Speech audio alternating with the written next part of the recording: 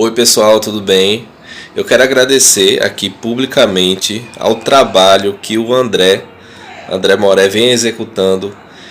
De verdade assim, vem transformando profundamente todas as palestras, todos os conteúdos, tudo que está sendo feito. E o mais interessante, o mapa cabalístico. Em particular, esse trabalho foi muito, mas muito transformador na minha vida, porque me deu uma clareza dos pontos, dos obstáculos, até situações que surgem, né, na nossa vida que a gente não sabe às vezes o motivo, o porquê. Então assim, foi muito, muito importante, tá? E eu recomendo, inclusive para você que quer ter uma clareza maior das situações, de perceber quais são as influências, não como algo determinístico, mas como uma fonte de informações relevantes para você transformar, ter atenção, observar e retificar aquilo que precisa ser retificado, né? Então eu agradeço de coração a você, André, todo o seu trabalho, tudo que vem sendo feito, todos os vídeos e principalmente esse mapa que para mim está sendo um deleite para a alma. É algo que, assim, tem detalhes, coisas que são desgostosas, digamos assim, né? Às vezes a sombra não quer olhar para aquilo, mas é muito bom porque a clareza e a luz traz a transformação que a gente precisa para o momento que a gente está vivendo e muitas vezes antecipa coisas que a gente pode se guarnecer, pode se prevenir. É isso aí, agradeço mais uma vez, shalom a todos, um abraço. Muito bem. Aprendemos que a alma é o vaso de Deus e que Deus não habitará nela até que seja expurgada do fogo de Gevorá. Além disso, as pessoas são limpas pela Torá, escrita da direita, que é referida como água, e os completamente ímpios são purificados no Guerrinom. Mas aqueles que estudam a Torá oral e a Torá escrita são purificados através da Torá. Olha que bonito. Então, as pessoas são limpas pela Torá escrita da direita. Preste atenção aqui, é preciso entender muito isso, né? Que é referida como água. E os completamente ímpios são purificados no Guerrinom. Mas aqueles que estudam a Torá oral e a Torá escrita são purificados através da Torá. Toda impureza, como a de uma mulher em seu fluxo menstrual, um leproso, ou um homem, uma mulher que tem um corrimento e uma mulher que dá à luz, o fogo de Gevurá os consome. A alma é o vaso do santo bendito seja ele, e o santo bendito seja ele não habita nela, até que ela seja expurgada do fogo de Gevurá.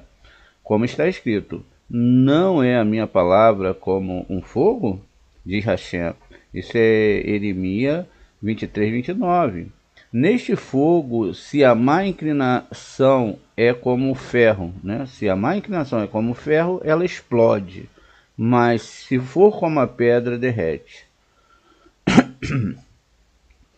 E do direito, o lugar da Torá escrita, que é referida como água, diz, e ela será purificada do fluxo do seu sangue. Vaikra 12, 7.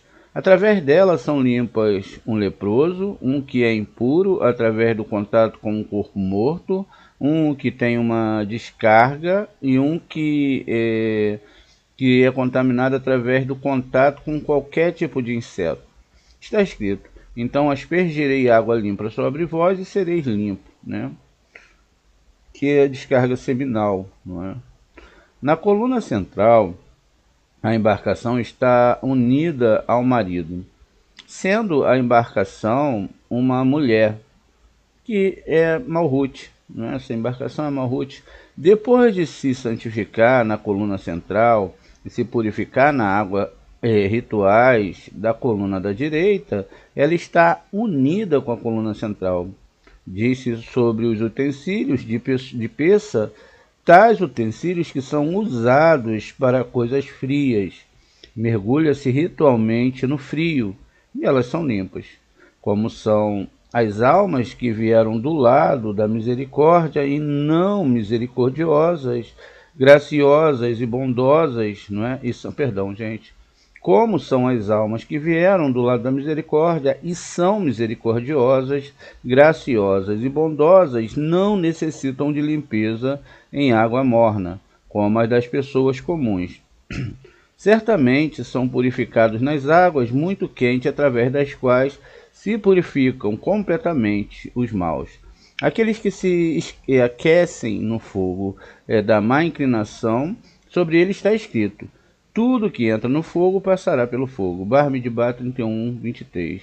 Já que a imundície sobre eles é grande.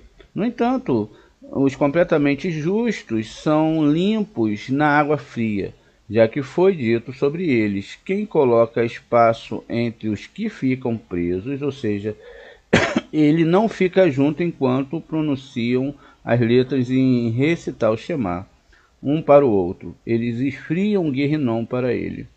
Muito bem. A ideia aqui que se usa sobre a lavagem dos talheres de peça, na verdade, são as lavagens das almas, né? Em água quente, água fria e etc. E continua aqui.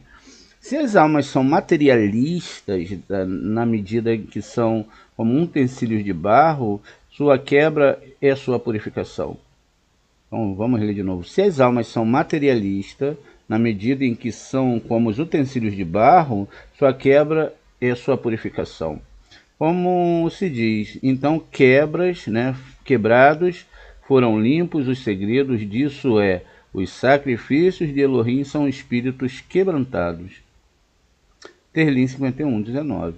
No entanto, sobre aqueles envolvidos no estudo da Torá escrita e da Torá oral, que são fogo e água, e aqueles que estão se esforçando pelos segredos da Torá, que é a luz, está escrito: e a Torá é luz. Michelei 6, 23. Eles são purificados através da Torá e em letras garrafais escritas, e não no Guerrinom, e não precisam de Guerrinom. Olha que coisa bonita, gente. Vamos ler de novo. Traz até uma alegria, né? Olha, se as almas são materialistas, na medida em que são como utensílios de barro, elas são quebradas, não é? Sua quebra é a sua purificação. Quer dizer que todo aquele que vier, Zohar HaKadosh, com intenção de recepção, vão ser quebrados. Não vai ter um vaso que vai ficar em pé.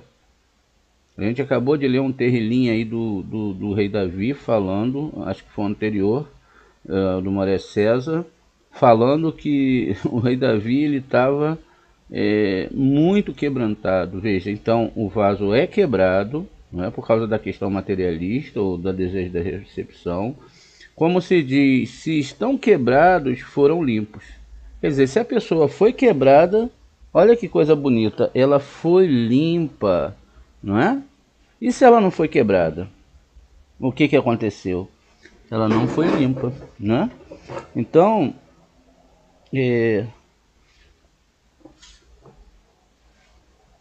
a gente vê aí algo extraordinário, não é? Sobre essas questões que às vezes a gente percorrendo um texto muito rápido a gente não consegue entender.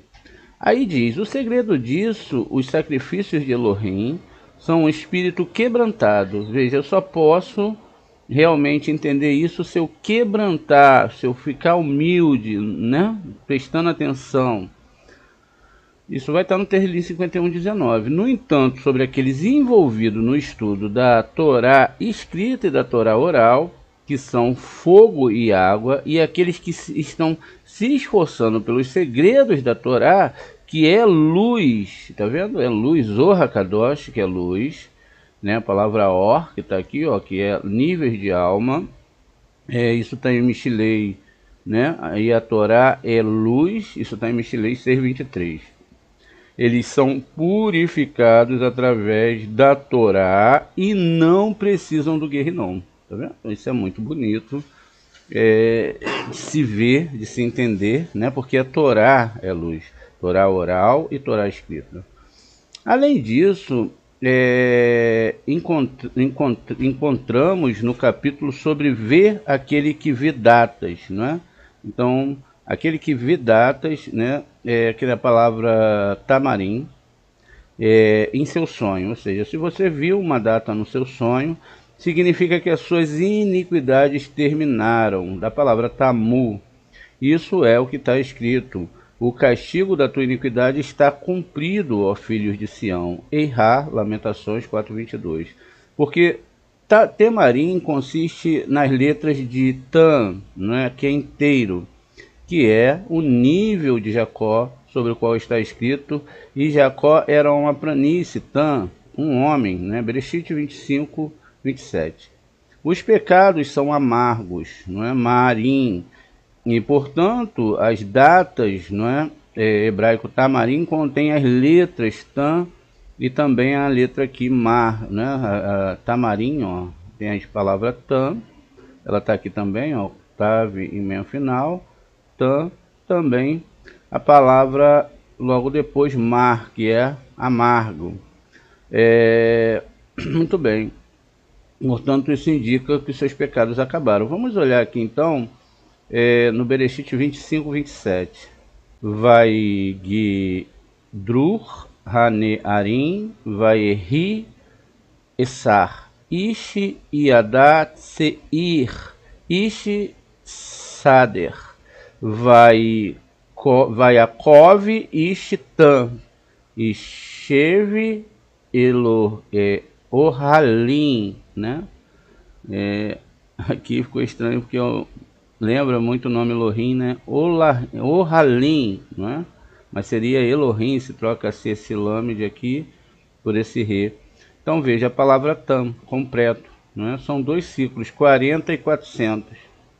Então se a pessoa sonha com datas, os pecados delas foram perdoados no mundo espiritual, né? Aquele ciclo ali acabou, porque vai ter aí gerada a palavra, ó, tam, que está aqui em cima, não é? Com a palavra mar, né? Que está aqui embaixo. Então é isso, né? Porque os pecados são amargos, não é? Ou seja, a pessoa conseguiu vencer esses pecados, e tudo isso a gente viu nessa sessão aqui, né? Tudo que entra no fogo será purificado. Alguns serão purificados no Guerrinom, outros serão purificados através de muitos sofrimentos, quebrados, não é? Eles são quebrados como barro, como muitos são quebrados como barro. Quer dizer, a pessoa imagina, poxa, eu estou agora sobre um ataque, isso, aquilo. Não, é o eterno que está te quebrando. Para quê? Para ter o perdão dos teus pecados. Porque na Torá não existe aquela coisa de que agora está tudo bem, deixa para lá, não é? Até nós mesmos aqui no nosso mundo não concordamos com isso. Vamos lá, uma pessoa comete um assalto, um roubo, a gente vai, não, pode deixar ele embora, né? Não deixa ele pagar o pecado dele, não, ele não vai precisar ser preso, não, isso é bobagem. Uma pessoa comete um assassinato, não, isso não existe. A pessoa fez o erro, ela vai ter que pagar o erro que ela fez. Mas o Eterno não perdoa? Perdoa, mas ele perdoa, já está perdoado, mas a pessoa vai ter que cumprir a pena, não é? A gente acostumou a ser desonestos espiritualmente com essa questão dessa religião edômica. Por quê? Agora não, agora eu já estou perdoado, alguém pagou o pecado por mim. Olha que desonestidade. Eu pequei, mas poxa, aquilo ali não era eu, foi, né? Tudo bem que a pessoa muda, a gente sempre fala isso, não, mas agora alguém pagou meu pecado, alguém morreu por mim, alguém realmente, não é? E fica aí esperando isso, mas o Tikkun vai batendo sobre a cabeça das pessoas. Aquele que crê em mim será salvo, não terá doença, será curado, e a gente vai vendo as pessoas doentes, envelhecendo, morrendo, passando por vários sofrimentos. E nada disso que é dito lá no Novo Testamento é uma realidade, a não ser uma realidade emotiva, não é? Um emocionalismo muito grande. As pessoas têm entonação na voz. Meu irmão querido, vem agora, né? Deus tem que falar com você. Tem alguns até que tremem a voz, né? Faz aquele teatro todo. Veja, isso não é Torá. Torá é um livro de Tikkunim. É um livro onde você tem que vir, você tem que entender o seu erro e você tem que consertar. E como se conserta isso? Através do estudo da Torá, não é? E através do estudo do Zohar Kadosh. Quem consegue estudar e se consertar, não é só estudar e se consertar, a gente está falando de pessoas aqui imensas, não é? E elas vão conseguir não ir para o Guerrinom. Então veja, isso é um esforço para estudo de Torá, uma busca muito profunda, um navegar dentro das águas da Torá, através de, como eu disse para vocês, os primeiros passos, aprende o seu hebraico, aprende-se, sabe, tudo que der para você aprender, apesar que às vezes chega uma idade que está difícil para a pessoa, tudo que você vai fazer de melhor, aprender a mexer num programa, aprender, sabe, priorizar tudo que você pode. Tem pessoas que às vezes chegam, né, Moré, eu não tenho isso instalado, não tenho aquilo, a gente vai lá, ajuda, ó, instala, aprende a mexer, vamos fazer um teste antes, e etc. Porque você tem que estar afiado para as coisas de Hashem, né? Então, tá afiado para hoje a gente não tem muito livro em PDF, né? A pessoa às vezes não consegue ler em PDF, tem gente que não consegue prestar atenção, não é? Mas aqueles que conseguem se afiar para ler, para estudar, para compreender, porque a compreensão disso tudo vai fazer com que a pessoa não passe por esses aspectos e vai passar. Não pense aí você, mas isso não é metáfora? Não é uma metáfora. Não, o mundo espiritual não é uma metáfora. Então o mundo espiritual, ele existe. Todas essas forças que a gente está falando aqui, olha, elas são forças que realmente existem, não é? E que através do estudo da Torá, olha que alegria, aqueles que estudam, né, a Torá, eles vão conseguir, não é, não passar pelo Guerrinom. Mas nós também devemos falar aqui que isso não é de forma nenhuma, não é algo que é de qualquer maneira, é algo que é uma separação muito intensa. É uma separação até que você possa fazer tensão nos mundos espirituais, né? Então, é isso. É realmente rezar o Eterno, ter uma vida sobre o altar, não é? Uma vida sobre a questão, né, de você estar ali ligado nos estudos da Torá, buscando, estudando, analisando, não é? Muitas pessoas, elas confundem algo, né? Elas confundem, Moré, mas eu oro, rezo o dia todo, fico o dia todo conversando com a Hashem, isso é muito bom, não é? Mas não é isso, é estudo de Torá, não é? O estudo da Torá contínuo, ele faz milagres. Mas Moré, para que a gente faz milagres? A ideia da gente fazer, ver esses acontecimentos, milagres, é para que as pessoas possam se voltar para a Torá. O único intuito é esse. Por que, Moré? Porque se elas não se voltarem para a Torá, elas vão voltar de novo, talvez voltem e talvez não voltem. Então, e existe outra coisa muito séria. Tem pessoas que podem vir do outro lado, como a gente já viu, está lá no nosso canal, a reencarnação de uma alma em vida, ou seja, a pessoa voltou e veio cumprir uma missão, não é? E até mesmo pessoas que não eram judias, isso aconteceu. Não é voltar a alma, voltar em corpo. O corpo, ele é ali condensado novamente e a pessoa começa a andar, todo mundo vê e fala com a pessoa. Isso já aconteceu, é um milagre imenso, mas já aconteceu. E existem almas que ficam presas nesse mundo. Essas almas que ficam presas nesse mundo é um grande problema, porque elas não conseguiram passar, e aí elas ficam presas nesse mundo no meio do campo, entre os dois mundos. Ela nem pode estar aqui com a gente, nem pode estar do outro lado. Então elas ficam meio que num mundo do silêncio ali, não é, etc., mas elas podem captar as coisas, as energias, né? Por isso que quando você chama um nome de uma entidade, aquilo ali você abre aquele campo para aquela energia entrar. E quando elas encontram essa energia, então elas se apegam, pode se apegar a uma da pessoa, porque através daquela pessoa ela vai poder sentir os prazeres desse mundo, beber, comer, etc. E muitas vezes essas almas assumem até o controle total da vida da pessoa. Isso é uma coisa muito séria. Por outro lado, né, tem almas também que voltam para entrar nas pessoas ou tzadikim para castigar essas pessoas. Veja, todo esse processo já faz parte do processo de castigo daquela pessoa. E como eu disse, isso vai depender muito da história anterior. Qual é a história que ela viveu, o que ela fez em outra vida, e etc. Não é possível que uma pessoa que cometeu vários assassinatos, matou muitas pessoas, era altamente cruel, nessa vida volte e vai ter uma vida muito boa. Ela tem que voltar e ela vai voltar com os mesmos aspectos. Se ela continuar matando, ela vai continuar, então, criando mais problemas para ela, a ponto de ela, né, ter que ser extinta ou reabsorvida pelo Eterno. Muito bem, então vamos continuar aqui então. Agora o maná era como coentro, semente de coentro. Rabi Yossi dá duas explicações porque o maná era como a semente de coentro. Agora o maná era como coentro. É da palavra hebraica Gad, aquela mesmo da tribo.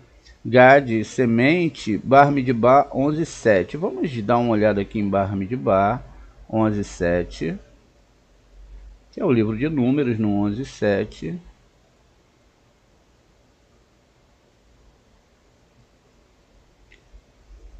Diz aqui o seguinte, ó, Vavirá, man. Então a gente está falando do maná, tá vendo? Vavirê, aqui Vavirê, a segunda parte do tetragrama, imam, tá aqui o maná. E aí diz, Kisra Gad, Ru e Enor que in Rabedolar. Então veja, aqui nós temos a palavra man, que era essa sementinha, mas aqui está falando, ó, o maná era como uma semente de coentro e da cor dele era de bidélio. Não é? Olha que coisa bonita. Então, aqui a palavra bidélio é Rabedolar. Tudo bem. Então, é a palavra Gad que está inserida ali, é aquela mesmo da tribo. O Rabi Yossi disse, semente de Gad tem o mesmo significado que invasores, Gedud, ou seja, estabelecer semente e exércitos na terra, como está escrito, Gad reunirá um regimento. Bereshit 49:19. Vamos olhar aqui então. Bereshit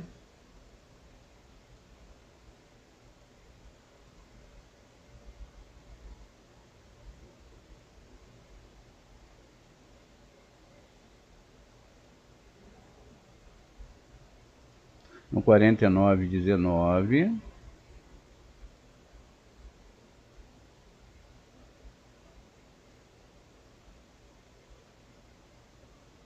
Diz aqui o seguinte, Gad, tá vendo? E aí a palavra Gedod, tá vendo? Que é falada lá. E depois, não é? Segue assim, ó, Igedonu, tá vendo? As palavras elas vão se repetindo, mas agora agregando novas letras. Veja, sempre eu tenho Gimel Dalet, Gimel Dalet, Gimel Dalet, Gimel Dalet, Gimel Dalet, e aí fala Verru e Gad, Yaakov, tá vendo? Então, a palavra, nós temos aqui 4 Gimels só nessa construção aqui. Gad será atacado por invasores, mas ele atacará em seus calcanhares. É que está descrito aqui. É uma das bênçãos de Gad. Então veja a palavra Gedud, que são invasores, descrita lá. E aqui a gente estava falando de Bereshit 49:19, que são as bênçãos do povo de Israel. Como sementes de Gad tomou sua porção em outra terra, ou seja, do outro lado do Jordão. Aqui a gente tem a palavra Jordão e a gente vai observar alguma coisa aqui muito importante relacionada a essa palavra. Deixa eu só achar uma referência aqui, que não seja em aramaico, em hebraico, a Jordão, né, na Bíblia. A gente tem até isso na nossa aula lá sobre quem é o Mashiach, né? Então, a gente tem isso para as pessoas poderem compreender melhor. Deixa eu ver aqui algum, né? Josué 3:4, né? A travessia do Jordão. Vamos ver aqui. Josué, na verdade, é o livro de Yehoshua, né? No 3:4 fala sobre isso. Aqui. Eu vou abrir aqui também o livro de Jonas, né? Para a gente poder entender algumas questões aqui relacionadas também com essa palavra que a gente está falando no livro de Oná. Então, na manhã seguinte, israelitas partiram de Sitim e marcharam até o Jordão. Então, a gente tem aqui, não é, que eles vieram de lá, não é? Veja, vai Sherem, Yehoshua, Baboker, não é? Vai e U, Mahashitim, Ve Yabor, Ed, Hayarden. Então aqui a gente tem um artigo, né, o Yarden, e tem a palavra Yarden, não é? Então aqui a gente tem que entender profundamente essa palavra, né? Vamos pegar ela completa mesmo com o artigo, para a gente poder entender o que é Jordão, não é?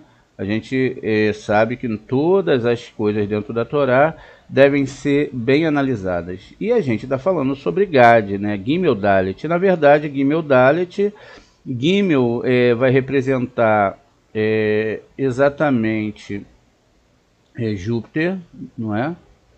Júpiter, exatamente, que é Abraham.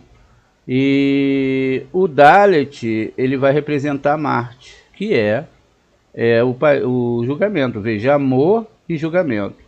Quando nós vemos essas duas palavras no Taná, muitas vezes a gente não compreende, não é? Inclusive aqui na questão do Jonas ter sido engolido por um grande peixe, a palavra muitas vezes é Dag, e a palavra peixe hebraica é Dalet Gimel, não é? Então ele foi engolido por um grande peixe. Isso significa que a gente tem uma grande, né, construção aqui, ó. Jogaram ele no mar e parou de agitar, não é? Ou seja, o que é o mar? O mar é onde o céu é espelhado, é a sua vida. Ele foi morto, ele foi levado para os tribunais celestes. E aqui a gente tem, ó, Hadag, tá vendo?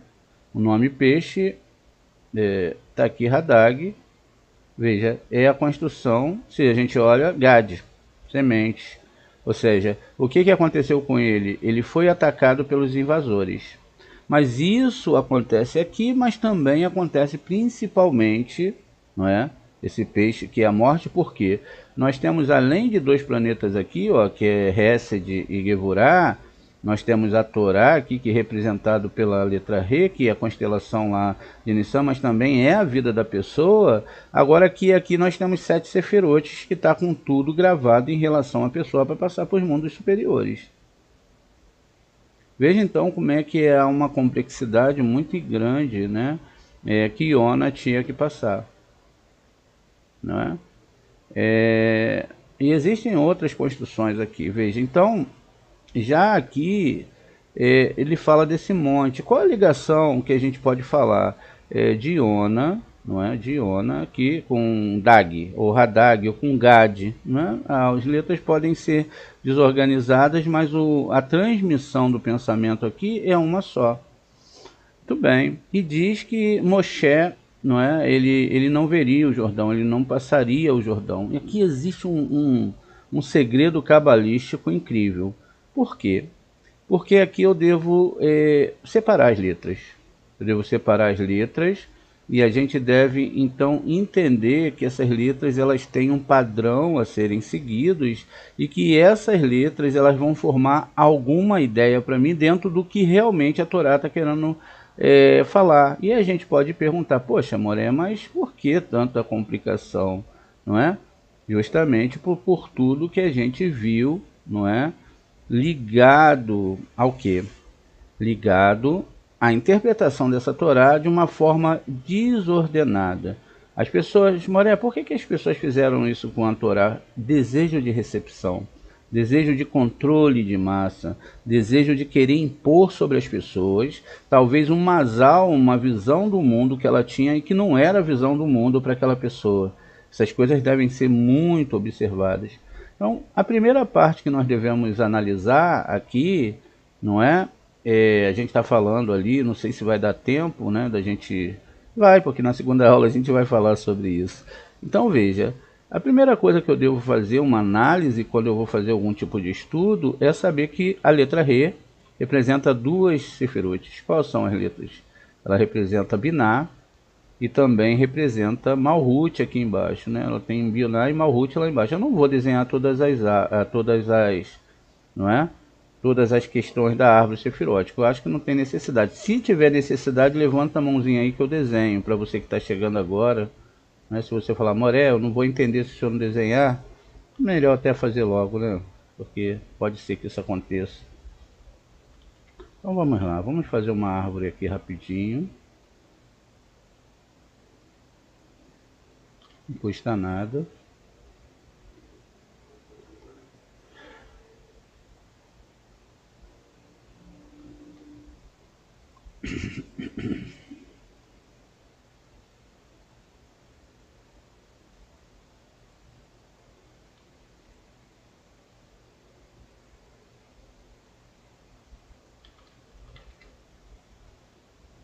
Então tá.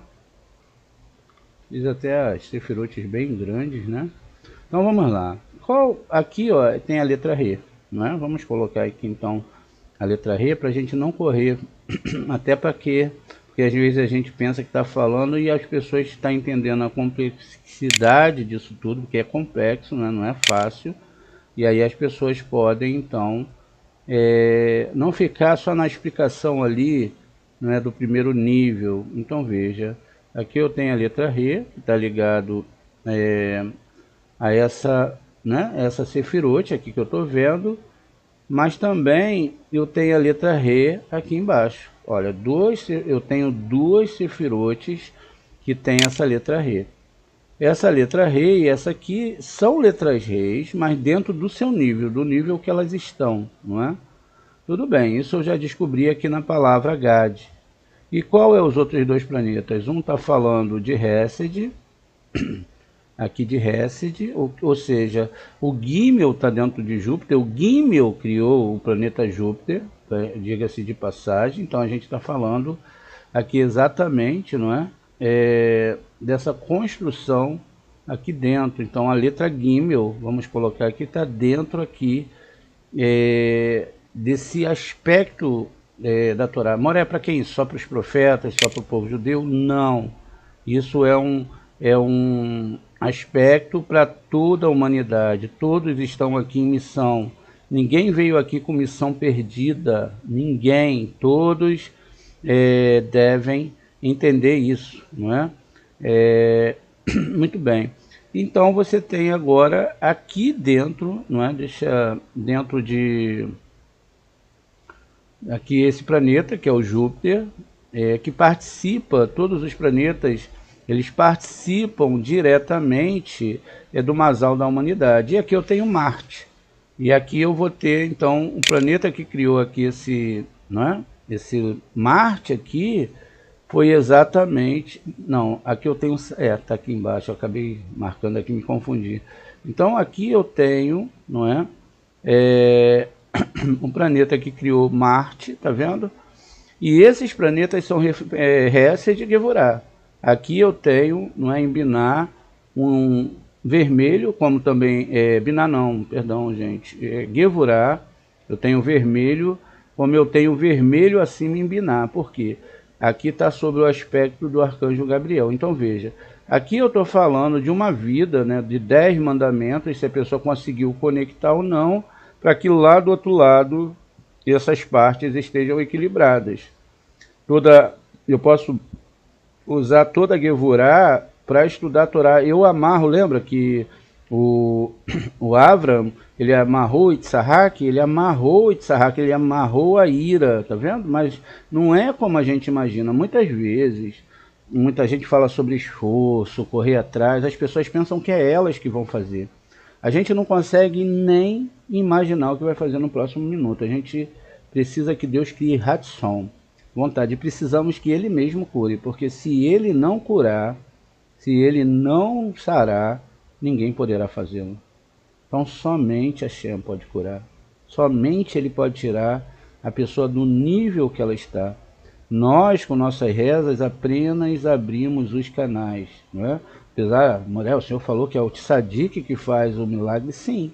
Mas se o tzadik ele tem que estar ou com Hashem, ou está lá do outro lado, também usando pedaços da borra da Shekhinah. Isso aí é uma complexidade incrível de se falar.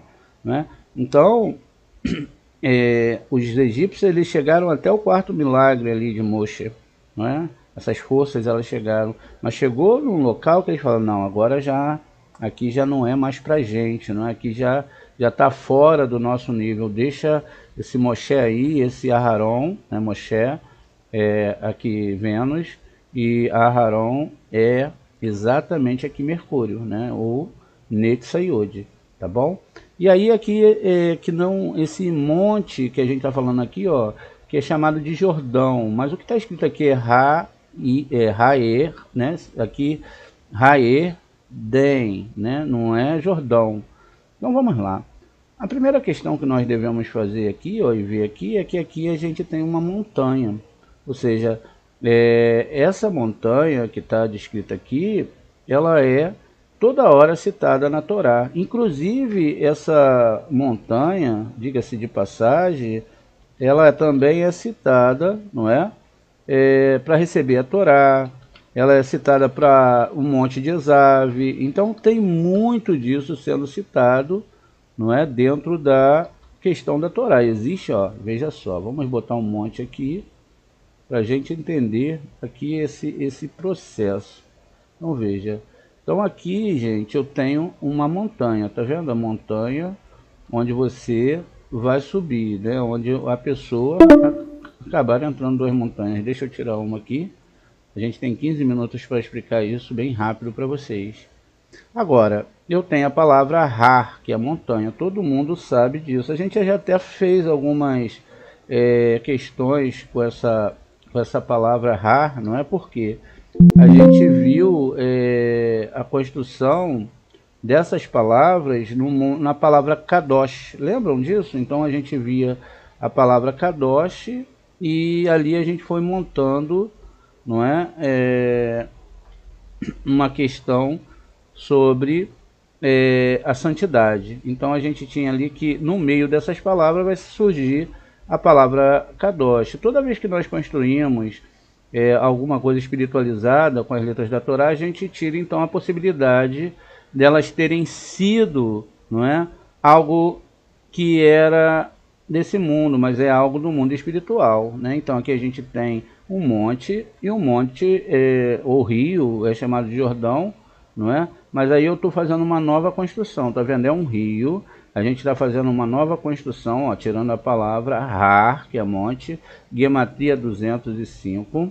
E qual palavra agora que a gente tem que reorganizar? A gente tem que reorganizar agora o que sobrou da palavra, o que é e como tudo isso funciona. Veja, vamos apagar aqui algumas letras e vamos escrever de novo para ficar bem mais fácil, não é? Então veja, as palavras que sobrou a gente vai organizar e vamos então reescrevê-las aqui de uma forma organizada. Veja, quando a Torá foi quebrada, ela foi misturada e aí surgiu todas essas questões. Veja, Din, tá vendo? Então o Din é o que? Din é juízo, monte do juízo. Veja, quando a pessoa morre, tá vendo? Ela vai passar pela absorção Dalet Gimel, que são julgamento e piedade de Hashem, mas ela também aqui vai ter dentro dela, não é, 7 sefirotes que vão guardar tudo que ela fez, tá vendo? Ela vai passar para essas sefirotes e essas sefirotes vão passar para os mundos superiores tudo que ela fez. E aí a gente tem a letra Re, que representa ou Binah ou Malhut. Mas se você soma tudo aqui, olha, 7 mais 5, 12, os 12 meses de cada ano, tá vendo? Então veja, quando Moshe, ele não passou por todo o processo de todas as almas, ele não podia passar por esse processo de julgamento, porque o Moshe é a própria essência da Torá. Então veja que bonito. Então aqui nós estamos falando de um rio de julgamentos. Isso. Então veja, quando a gente tem aqui esse rio de julgamento, aqui nós estamos falando de quem? Nós estamos falando de Adonai, não é? Adonai, a gente já viu aqui que a gente está no mundo, não é? Que não é para brincar, por isso não pode se brincar com Torá, não pode se brincar de ensinar a Torá, a coisa tem que ser muito séria para que não haja processos difíceis, veja. Então, ó, Adonai, né? Aqui eu tenho as 3 letras, a gente sabe que a letra final ela muda da palavra Din, e que nós estamos aqui, ó, uma unidade, cada pessoa separada numa unidade, para passar por esse processo, tá vendo? E aí, na questão aqui, onde a gente vai continuar, veja, esse outro lado do Jordão, veja, a gente foi atacado por invasores, Gedud, então o maná, né, desceu igualmente para descansar sobre os filhos de Israel, fora da Terra Santa, ou seja, no deserto. Veja, a presença divina. O que é essa semente, um maná? É uma reza, uma reza com todo o coração. Hashem, me ensina a te conhecer. Hashem, prepara minha alma para ti. Hashem, eu sei que eu não tenho a mínima possibilidade, eu sou tão pequeno, mas tão pecador, mas tão pequeno, meu Deus, que eu ando de cabeça baixa na frente das outras pessoas. Meu Deus, por favor, por eu ser o menor de todos os homens, me ajuda. Somente o Senhor pode me salvar. Não é pelas minhas misericórdias, não é pelos meus atos, não é por mim mesmo, mas é o Senhor que pode me salvar. E quando a pessoa então compreende isso, que ela não pode fazer nada e nem chegar a nada, isso eu digo em todos os aspectos, cada célula que vai se mover na vida da pessoa, e lá do outro lado, que é mais complexo ainda, então ela se derrama na presença de Hashem. Então fala, já que eu sou o maior dos pecadores, me ensina a te amar, me ensina realmente a te amar com todo o meu coração, que as palavras da minha boca e do meu mente sejam todas alinhadas para isso. Veja, e aí diz aqui, outra explicação, é como semente de coentro, significa como um tipo de semente de coentro que é branca e congela quando descem pelo ar, e é absorvida pelo corpo. Os amigos já explicaram isso.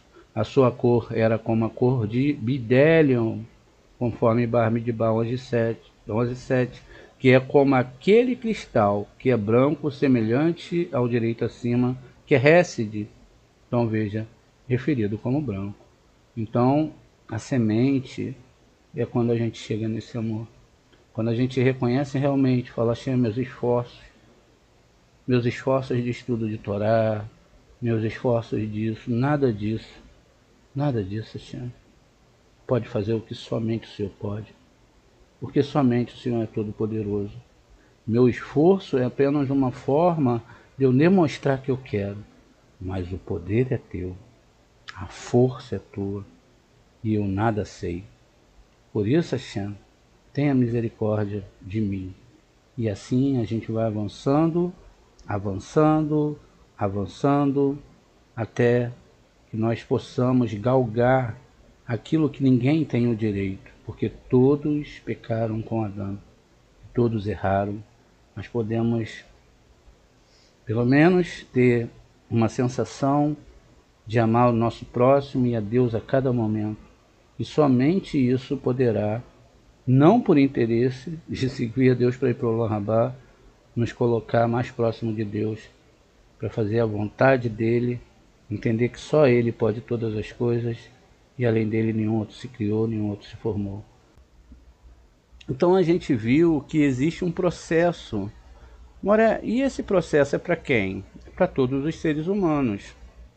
Aqui a gente está falando do mundo de Asiá. A gente não está falando daquela árvore, não é, que está aqui no nosso mundo. A gente está falando para quem começou, subiu primeiro a árvore que tem em nosso mundo. Qual é a árvore? A árvore do bem e do mal. Nós vimos que essa árvore, ela pode ser, não é, construída de várias formas, não é? A gente tem aqui várias formas para construir essa árvore, e essa árvore diz que quando a pessoa chega no propósito que ela tem que chegar, essa árvore ela vai fazer com que a pessoa ela tenha uma defesa da própria árvore da morte, ela se torna um defensor. E aí a gente fica pensando, poxa, como que é isso? Não é? Como que uma árvore da morte pode se tornar minha defensora? É porque você chegou aos níveis espirituais. Você conseguiu. No primeiro estágio é super difícil. É super difícil porque a gente estava totalmente no mundo da recepção. E podemos ficar nesse mundo da recepção, não é? Por alguns momentos, por muito tempo, então isso pode vir a acontecer, não é? Essa árvore da morte que existiu dentro de nós, como que ela existiu? Ela existiu através da idolatria. A idolatria é simplesmente algo complexo. Por quê? Significa, se fomos um grande idólatra, nós estávamos totalmente inseridos na árvore da morte. E que muitos deram uma sorte de ser retirados por Hashem. Não fomos nós, de maneira nenhuma, né, que saímos. O Eterno chegou no momento, nesse momento ele tira a pessoa dessa árvore, não é? E a pessoa então ela começa a ter novos ensaios sobre a divindade. Só que nós não percebemos que para isso é necessário que mudemos muitos aspectos e que Deus, não é? Ele vai fazer um milagre a partir dos aspectos dos nossos esforços. Muito bem, mas quando nós nos envolvemos com aquelas entidades, com aquelas forças, nós tivemos então, não é, uma construção do mal dentro da nossa cabeça. Era dentro de nós que aquelas energias de idolatria elas funcionavam. E essas idolatrias elas ficam agarradas, como a gente viu, dentro do ser humano. Então existe uma dualidade e a gente pode então perceber que nós temos aqui uma guerra muito séria, não é, entre dois personagens, o Esav, não é, e o Jacó. Os dois eram o grego e o Novo Testamento contra o hebraico e a Torá. Nesse aqui, no hebraico e na Torá, diz que só existe um Deus. Deus nos livre de qualquer pensamento contrário. Aqui não. Aqui diz que o Novo Testamento substituiu a Torá. Veja, então nós vamos ter, como a gente já estudou outras vezes, não é? O Beit e o Beta. O Aleph e o Alfa. Veja lá quando fala lá, eu sou o Alfa, que não está falando que era o Aleph, é o Alfa dos gregos. Veja, são irmãos gêmeos. Beit, Beta, Gimel, Gama, Dalet, Delta. O rei não tem similar. O Zain, né, o Zeta, o Het, o Eta, e assim o Tet, o Teta, o Lamed, o Lambda. Vejam, são irmãos gêmeos, veja. Isso entra dentro da cabeça da pessoa, tá vendo? Por isso que muitas vezes quando a gente vai aí, as pessoas vão falar: ah, o Jacob dentro desse sistema era desonesto e mentiu para o irmão, era mentiroso, sem nem entender direito o que está sendo feito ali. E aí, é uma guerra fora do comum, tá vendo? Uma guerra. E diz que quando Jacó foi encontrar com Esav, o que aconteceu? O Esav abraçou e o beijou. E falou: Jacó, vamos caminhar junto? Eu com seu acampamento. Poxa, parecia muito bonito se essa história desse certo, não é? Mas na verdade, o Jacó falou: não, vai você na frente, né? Os seus homens com seus 400 guerreiros, não é? Então, 400 tem a ver com a cova de Marpelá, tem a ver com a letra Tav, e o Jacó, não, eu vou devagar. No nascimento desses dois, existia uma coisa incrível. Por quê? Eles estavam dentro da barriga de Rívica, tá vendo? A Rívica estava lá e eles estavam dentro da barriga de Rívica e era uma coisa incrível. O que acontecia na barriga de Rívica? Vamos ver aqui, vamos comparar o que acontecia. Nós tínhamos de um lado, ó, nós tínhamos Jacó e do outro lado, não é? Nós tínhamos o Esave. E aí esses dois, eles estavam aqui, ó, dentro da barriguinha da Rívica, tá vendo aqui? Aqui bem pequenininha a gente tem, ó, o Itzhak, olha lá, Itzhak e a Rívica olhando assim, ué, o que está acontecendo aqui? Olha, tem alguma coisa errada, essa produção está acontecendo. O que acontecia então? Vamos pesquisar aqui, ó, os meninos brigavam em seu ventre.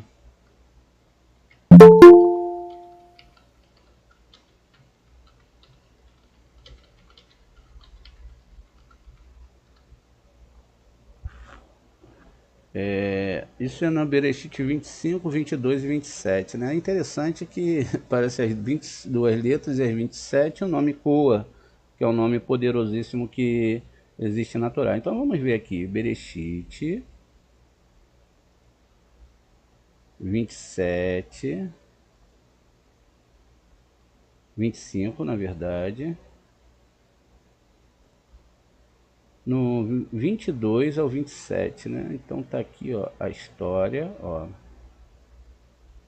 Diz aqui, ó, o seguinte,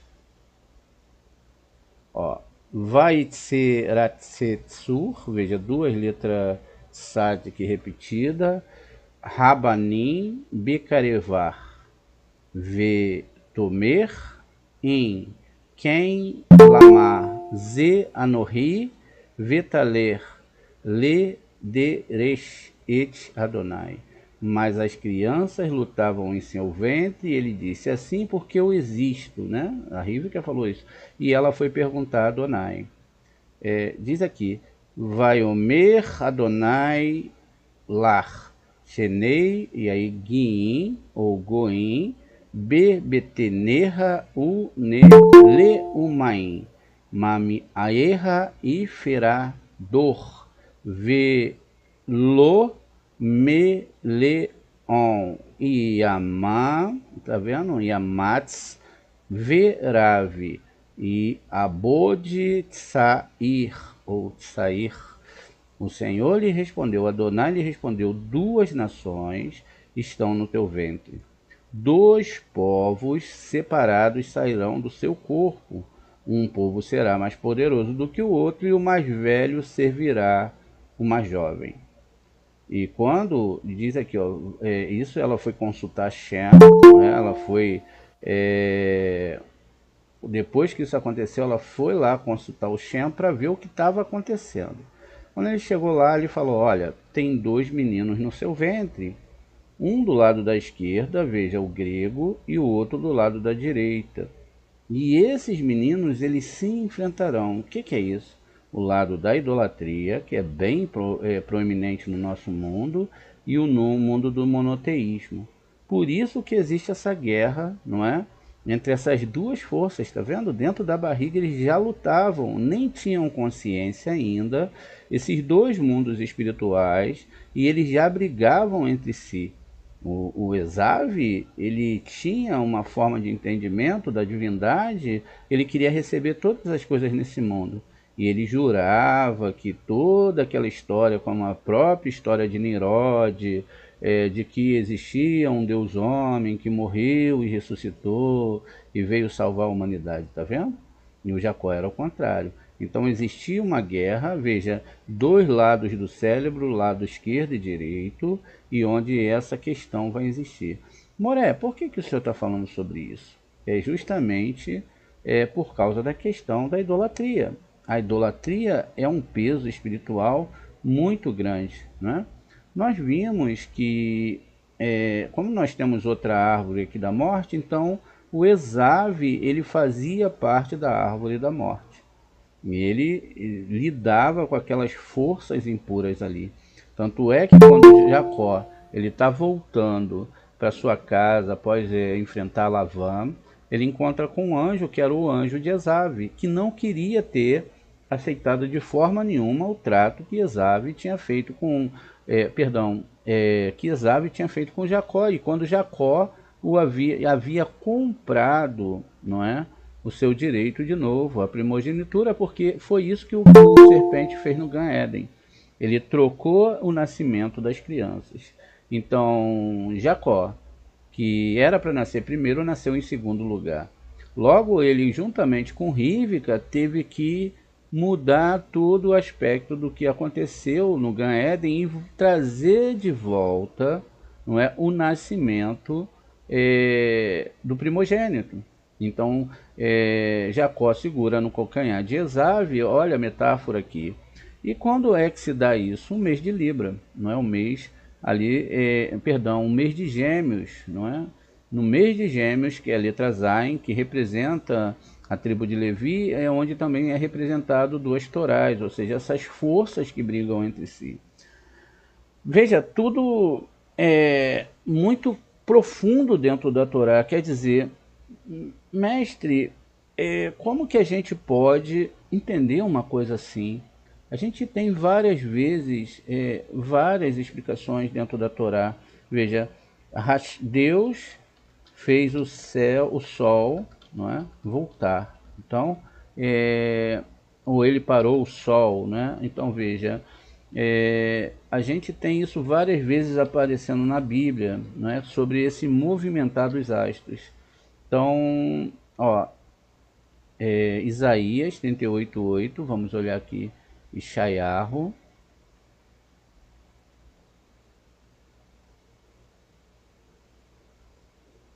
no 38:8, diz o seguinte aqui, deixa eu só consertar aqui, ó, Haneni Mashiv et Tsal Ha-Amalot Asher Iredá Bima Alot Arrais Beshemesh, aqui o sol, Bashemesh, Ahoranit Aser Me Alot Veta Chave Hashemesh Asher Me Elot Bemilalot Aser Iradar. Muito bem. E aqui ele disse, olha, vou fazer com que a sombra dos degraus que desceu sobre o mostrador de Acais por causa do sol retroceder 10 passos. E a sombra do sol recuou 10 passos e o mesmo passo que havia descido. Então veja, aqui a gente está falando, né, que o Ezequias, o rei Ezequias, ele tinha sido dado a ele, ó, naquele dia Ezequias adoeceu gravemente, e o profeta Ishayahu, filho de Amós, veio e lhe disse, assim diz Hashem, põe em ordem os teus negócios, porque você vai morrer e não vai melhorar. A história aqui parece tudo bem, pode ter uma cura e etc. Ele não morreu naquele momento, mas aqui estava sendo anunciado para ele que ele não ia para o Olam Rabá. Ele não tinha esse direito ainda. Então Ezequias virou o rosto para a parede, não é? E orou a Hashem. Então ele orou aqui, ele vira para a parede, não é? E ele começa a orar a face, ele vira a face para a parede. Isso aqui são tudo linguagens espirituais. E aí ele pede a Hashem, ele fala com Hashem, a parede é a Sheriná.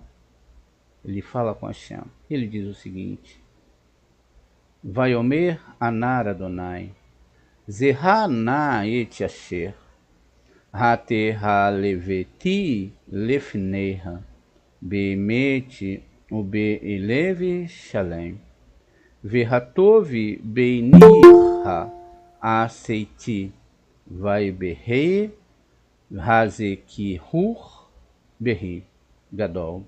Ele diz, Hashem, único e verdadeiro Deus, lembre-se de como eu andei diante de ti, com a sinceridade de todo o meu coração, e eu fiz o que era do seu agrado, E Ezequias chorou profusamente. Ele continua. Vayehi davar Adonai el Ishayahu lemor. Então, a palavra de Deus veio a Ishayahu. E ele diz o seguinte: olha, Halor vamerata el Hazekiahu Kou Hamar Adonai Elohai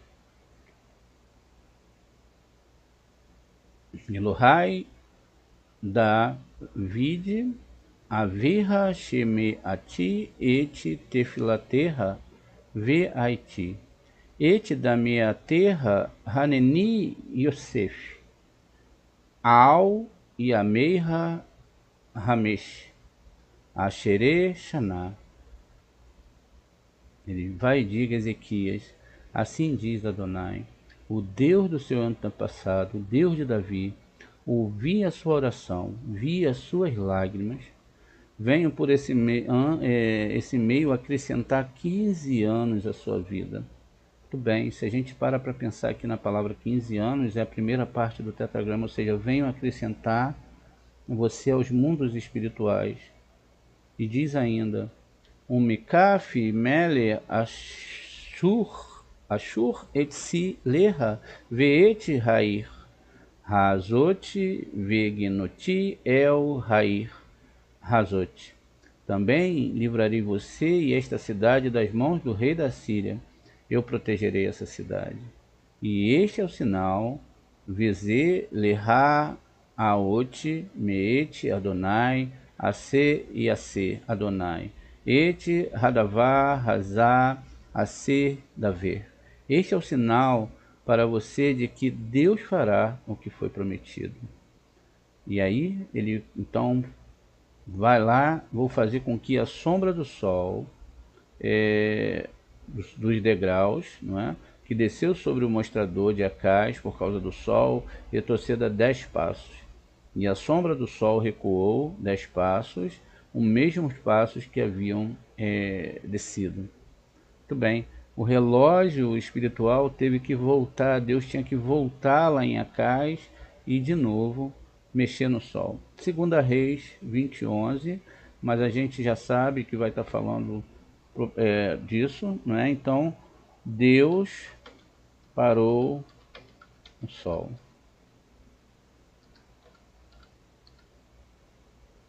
Josué 10:13. Então a gente já está aqui no Josué, basta a gente tentar dar uma voltada aqui, ó, no 10 e no capítulo 13. Está escrito aqui: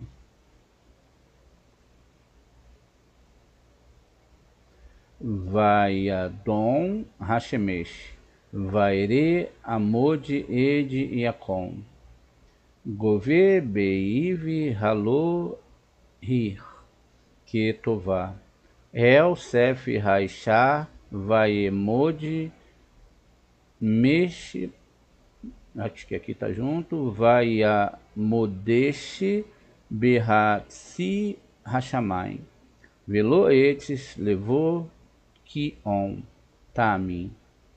Muito bem. E ele diz aqui então, não é? Ele diz aqui então, naquela ocasião, quando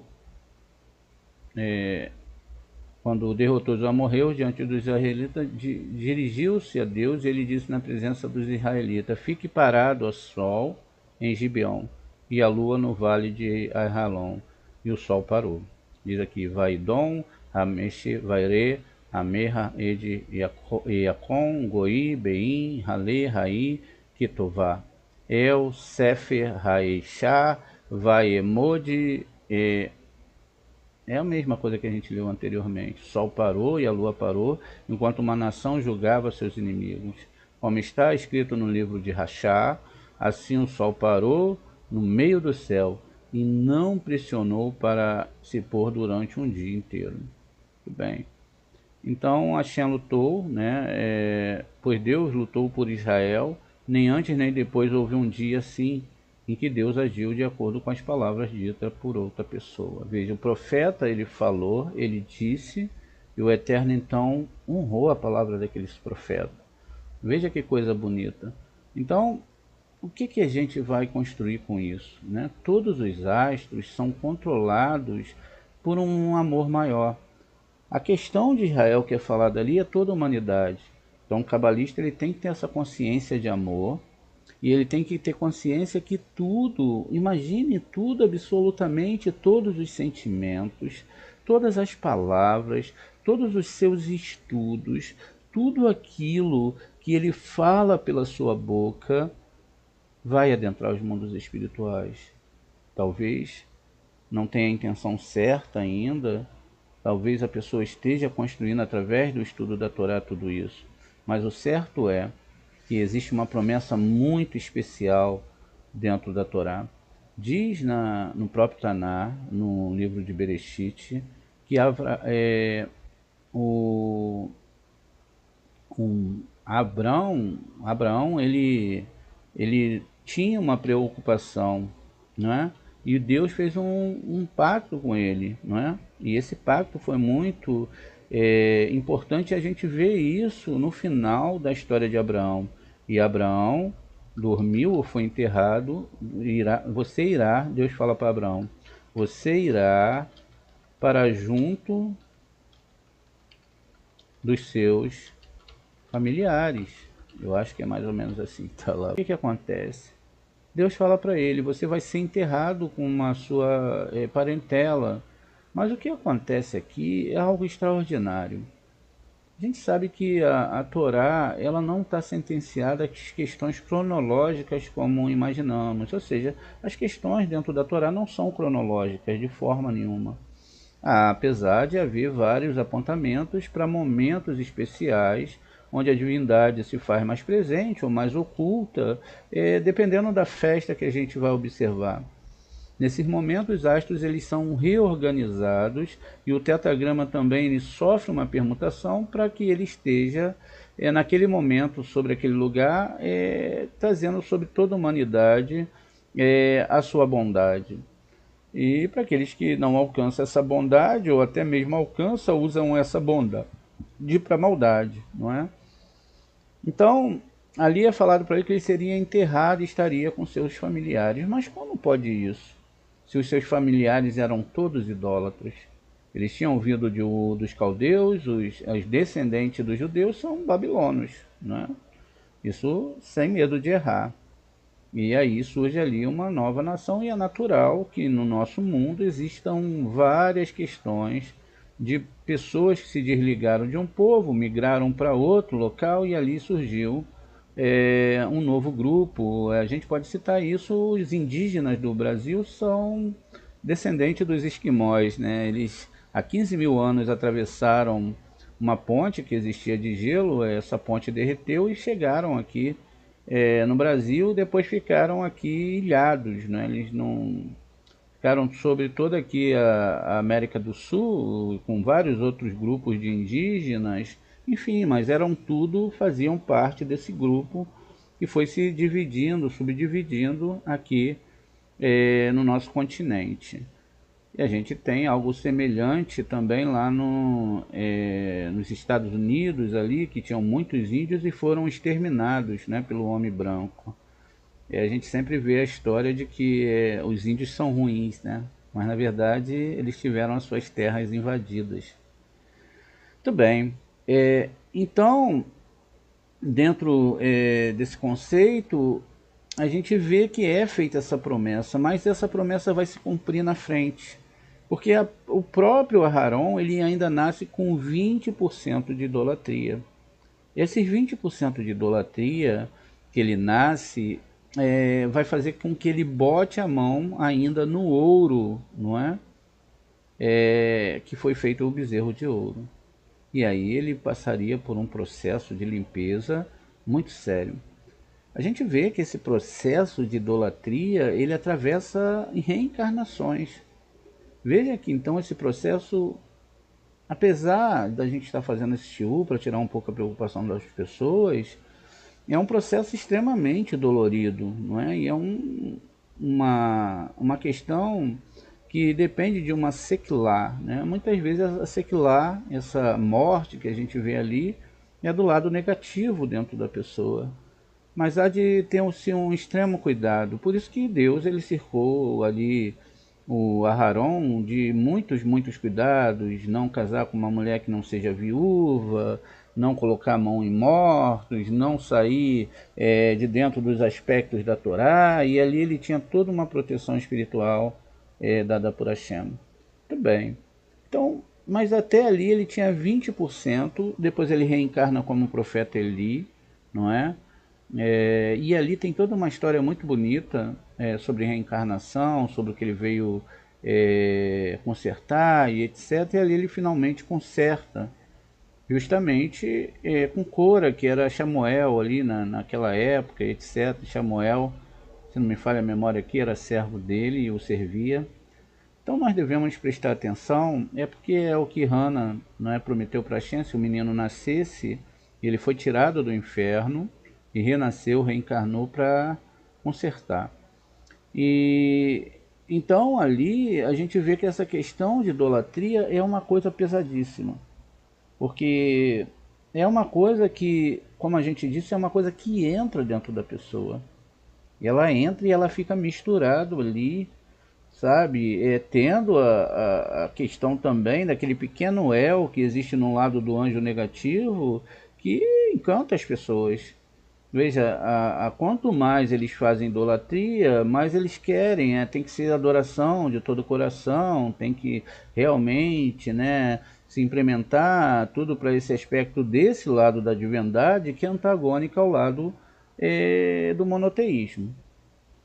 E todos esses mundos, eles têm energia. Não pense que não tem energia, porque tem. Se não tivesse, não estaríamos cercados por tantos problemas.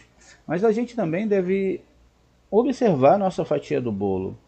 Nós saímos de lá de dentro. Nós estávamos lá dentro.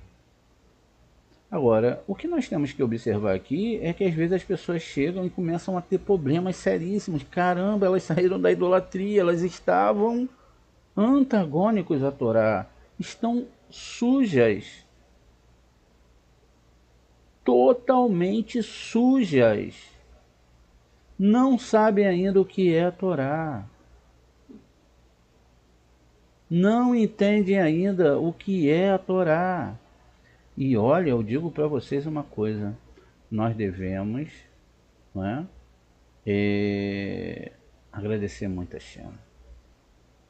Aqueles que conseguiram sair, até aqueles que estão começando a sair, vão demorar muitos anos para sair, passar por muitas batalhas espirituais. A coisa não é como em Edom, olha, venha e aí você já vai receber aqui a presença divina e etc. A pessoa... Agora você tem que se desmisturar com todo esse conceito. E a gente tem aqui, ó, o Gad aqui, ó, Guidolin, não é? A palavra Guidolin, não é? Que a gente está ligando aqui essa primeira parte à palavra Gad, ou seja, as 7 sefirotes, o Júpiter e Marte. Depois vem um Lamed, que é Tisherei, que é Yom Kippur, o dia do arrependimento. O Yud, que representa Keter e Rohimá, e também um mês de Elul. E finalmente o Men final. Men é uma letra mãe, significa água. O processo não é tão simples, porque a coisa veio lá de trás. Veja, os 20% que tinha de idolatria dentro de Aharon, o Cohen Agadol de Israel, era algo que ele tinha que consertar. Todos os cuidados que Hashem fez com ele. Agora, quando uma pessoa nasce coberta nesses mundos de idolatria, onde existe muita idolatria, é um caminho bem complexo para se percorrer e sair de lá. Mas houveram várias histórias, e uma das mais proeminentes dentro da Torá é a de Jó e Ov, que também tinha idolatria da vida passada, e ele era Tera, o pai de Avram, e aí reencarna para ajudar Israel a escapar ali do Egito. E também nós temos a história, não é, de uma outra pessoa que foi Tera e foi Jó. Jó e Tera. Tera reencarna como Jó, e a história do próprio Aharon, que a gente viu, em que essas pessoas, elas nasceram com problema de idolatria. O próprio rei Ezequiel, que a gente acabou de ler a história dele pedindo perdão, existiam também problemas de idolatria, porque a história dele está ligada lá a Minra, que foi salvo lá do Egito de ser subterrado, e a Shem queria que ele morresse lá para não criar problemas futuros. Aqui nós temos uma grande implicação. Ou rezamos por aquelas pessoas que vão estudar e adentrar na Torá, e rezamos pelas pessoas que também vão continuar da idolatria. Isso significa que nós podemos estar cometendo um erro. Por isso que quando nós temos que entender essa questão, é que há um enfrentamento aí. E aí talvez nós ainda não consigamos compreender que tudo bem, a gente prioriza a vida. Quem é que quer ver as pessoas morrerem? Ninguém. Mas que a gente tem que priorizar a alma, porque a morte é algo que vai acontecer em algum momento. Talvez um pouco mais à frente, talvez não se sabe, daqui a um minuto. Toda hora a gente vê aí jogadores de 26 anos no topo da idade morreram. Cantor fulano de tal morreu. Todo mundo vai passar por isso. Isso é uma coisa que eu não devo me preocupar a todo momento, porque se eu estou com a Torá, eu estou aprendendo, e muitas pessoas até falam, eu quero viver mais para cuidar do fulano de tal. Isso é muito bonito, porque é uma lei de doação, mas quem cuida de tudo mesmo é a Shem, né? Quem cuida de tudo, quem vai ficar, quem vai ir, quem vai cuidar de quem, tudo é a Shem. Exatamente, até o oxigênio, e se ele parar de criar, não é? Existe uma reza de manhã que a gente agradece pelos nossos orifícios, pelo funcionamento do nosso intestino, e cada orifício do corpo, que se um deles pararem de funcionar, é capaz da pessoa morrer ou deixar de ter um bom funcionamento do corpo. Então tudo é Hashem. Mas a idolatria, ela rouba para si o aspecto de querer ser igual ao Criador.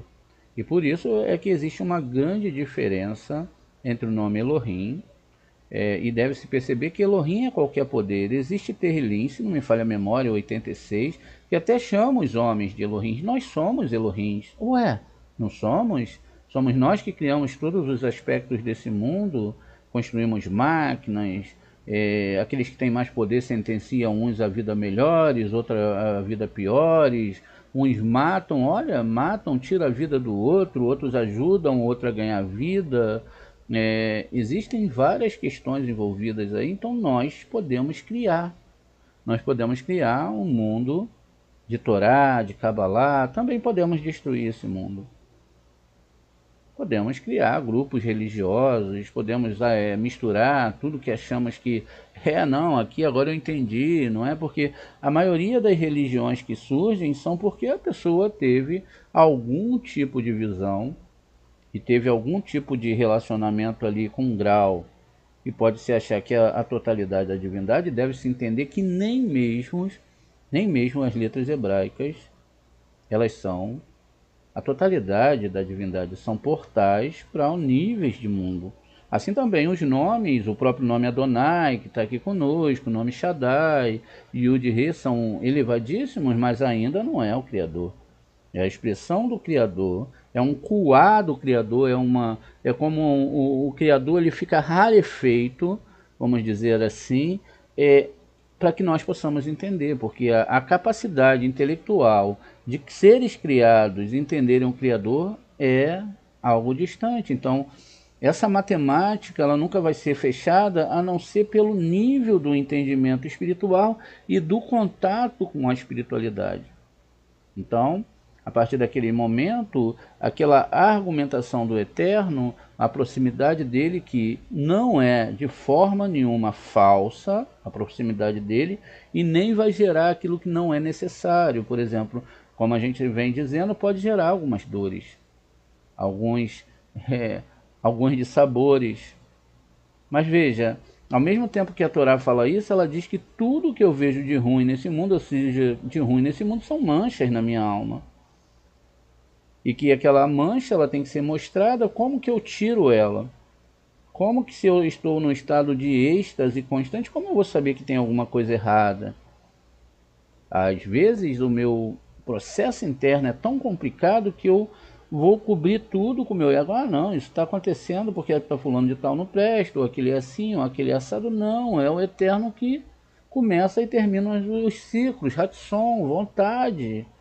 Mas, Moré, nós somos Elohim para fazermos coisas ruins? Sim, porque existem esses processos no nosso mundo. A pessoa escolhe o caminho que quer seguir, ou se agrega à divindade, ou se agrega à árvore de Esav, ou à árvore de Jacó.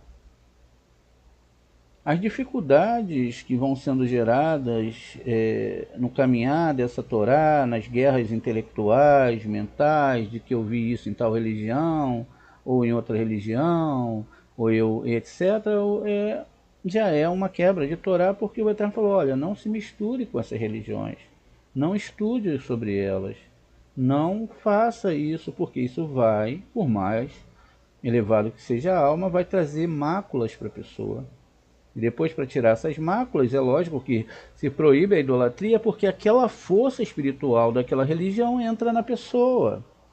E aí a pessoa fica agora com a sua mente sentenciada a desacreditar uma coisa que ela viveu. E aí olha a complexidade disso. Como então ela chega num próximo nível? Ela precisa de uma dose maior. Mas só que ao mesmo tempo ela está imergida, não é? E aí eu lembro agora aqui a segunda pessoa que eu ia falar, que era Itró, não é? Que era mestre Kohen-Gadol, de todas as entidades, conhecia todos os anjos, todas as estrelas, e era a eles que ele servia, até que ele conheceu Hashem, né? Então ele se converteu ali a Hashem, tanto é que tem uma paraxá com esse nome, Itro, Gematria 616. Muito bem, então veja, cada experiência humana, cada processo, quando a gente sempre fala isso, e ontem o Jamilton está aqui em casa hoje, a gente conversava sobre isso, as pessoas se misturam, elas adentram para esses mundos e elas vão então viver dessa espiritualidade. A espiritualidade em si não é a Torá muitas vezes, mas é a permissão de Hashem, como ele disse lá em Devarim 13. Eu farei testes para ver se vocês amam essa Torá ou não amam. Se vocês vão mudar ou não vão mudar. Chegar nesses aspectos, por exemplo, mudou o astro, mas era Yehoshua, olha, mas foi um rei de Israel, etc. Isso é uma possibilidade para todos. Desde o momento que tenha assim uma implementação. Nós temos em Yom Kippur uma reza que fala o seguinte: fomos idólatras, fomos ladrões, mentimos, né? Roubamos, pecamos, adulteramos. Por que a gente fala isso? Porque isso também pode ter acontecido em outras vidas. Se eu posso ter sido um ladrão na outra vida, como que eu vou acusar outra pessoa nessa vida de roubo? Se eu fui um assassino, como eu posso acusar alguém de assassinato? Não, não é acusar no sentido de julgar a pessoa, ela ter que pagar pelo que ela fez. Eu achar isso algo ruim, sim, isso é real. Mas de fato isso é algo que está ligado a uma outra vida. Então, quando Deus fala, eu crio o bem e o mal, eu que faço tudo, foi Ele que desenhou toda essa história. A mim cabe seguir as leis do meu país e julgar aquele caso conforme as leis do meu país. Por isso existem juízes, né? Existem ali advogados da acusação, outros da defesa. São leis sobre leis para vários aspectos, desde questões matrimoniais, que é a vara da família, questões criminais, para tudo há uma lei, para tudo há um tempo. Essa lei, ela tem também leis que são agregadas ali, né, se houve sequestro, se houve a vítima não podia se defender, existem vários aspectos. Inclusive essas leis são muito brandas no nosso país. Mas, então, para o mundo espiritual também existem leis. Tudo que vai acontecer nesse mundo, inclusive com as pessoas que vão nascer na idolatria, que pode-se dizer que é todo mundo que nasce em recepção. Buscando a Deus para ter recepção, para si mesmo.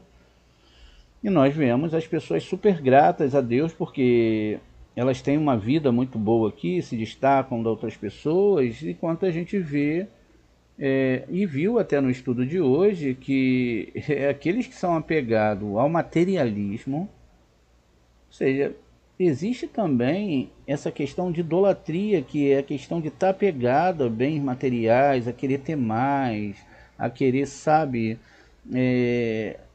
deixar coisas guardadas, etc. Coisas que muitas vezes vão ficar para os herdeiros e que não vão ser nem valorizadas. Muitas vezes pode até se doar tudo isso para a idolatria. E a pessoa lutou tudo, deixou um monte de dinheiro para a idolatria. Coisa complexa demais. Mas ainda não temos maturidade, né, para entender essas coisas. Muito bem. Então veja, o fator de a idolatria ser proeminente dentro de grande parte da humanidade, diga-se, um nível revelado e não revelado da coisa, faz com que todo o processo se torne praticamente impossível, não é?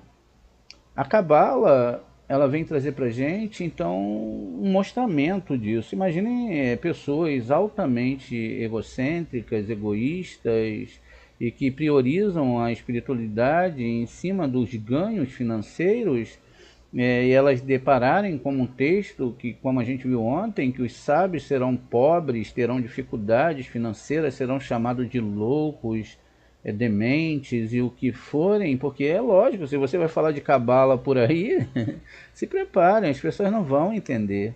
Vai ser como você estivesse falando para ela uma língua alienígena. E de fato, o hebraico é uma língua alienígena, não é? É uma língua que não é alienígena no sentido de um ser biológico, mas é algo que vem de outro mundo, é um ser que chegou até os seres humanos para que eles pudessem observar cada nuance das letras hebraicas. Ao vermos elas aqui escritas na tinta negra sobre fogo branco, entendemos certos parâmetros intelectuais. Mas pular para esse aspecto da letra e se aprofundar nos modos espirituais e na explicação de cada uma letra dessa, e ontem eu pensava sobre as eras, e eu falava, quer dizer, a Torá ela coube para todas as eras, ela julgou todos os seres humanos, os tribunais celestes julgaram todos os seres humanos em todas as eras.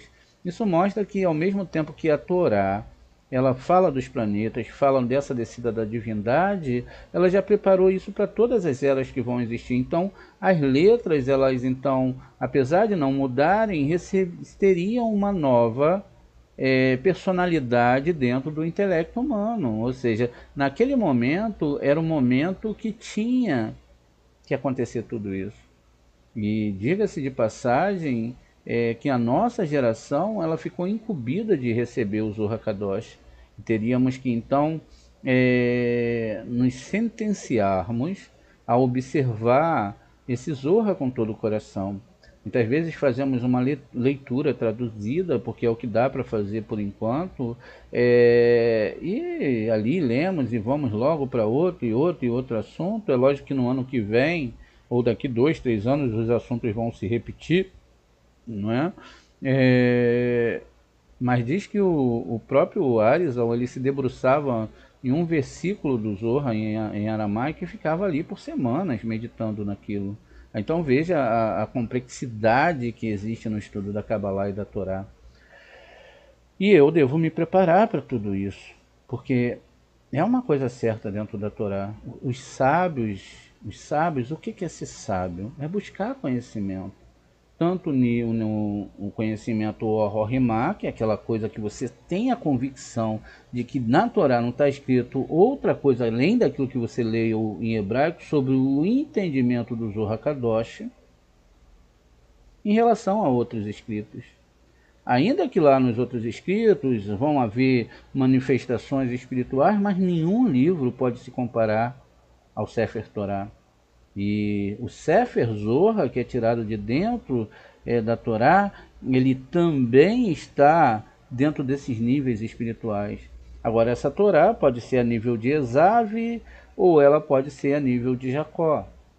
Ela pode ser a nível de histórias literais ou ela pode ser a história do Eterno se desembarcando sobre toda a astronomia, todos os seres planetários e vir se diminuindo até que nós possamos ter uma segurança num planeta no meio do nada, onde estão cheios de planetas também que não têm vida, e nós estamos aqui vivos.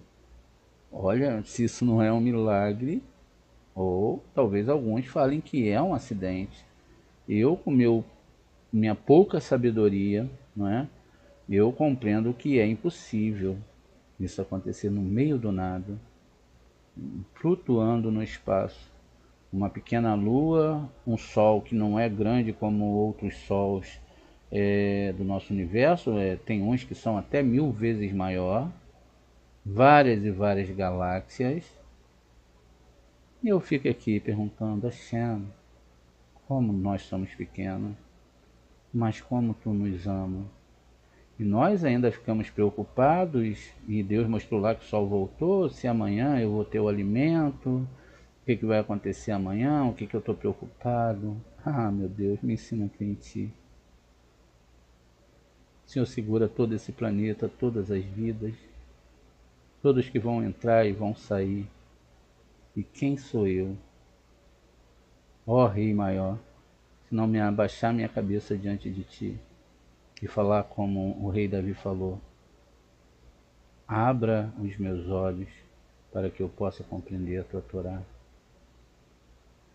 Abra os meus olhos, somente assim eu poderei ter sede mais sede, amor mais amor, para entender cada pontinho dessa Torá.